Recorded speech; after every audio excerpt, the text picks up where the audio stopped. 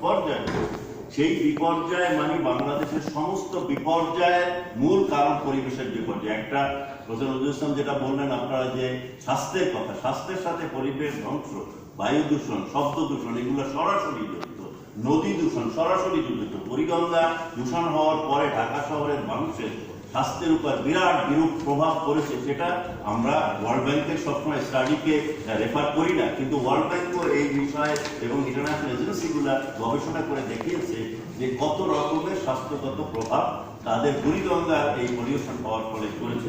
কাজেই বাংলাদেশের ভবিষ্যৎ উন্নয়ন আমাদের কাছে খুবই ফেইল হয়ে যাবে যদি আমরা পরিবেশকে উন্নয়ন না করতে পারি। এবং আমাদের আন্দোলন তো আমরা নাগরিক হিসেবে দায়িত্বশীল জায়গা থেকেই আন্দোলন করছি, কিন্তু আসলে তো এটা সরকার এই আন্দোলন নাগরিকদের করারই কথা, কিন্তু গুড গভর্নেন্স নাই দেখে, একটা কারাপশন প্রিভেইল করে দেখে আমাদের দুর্বৃত্তায়ন হয়েছে রাজনীতির, সেজন্য সুশাসন চলেছে।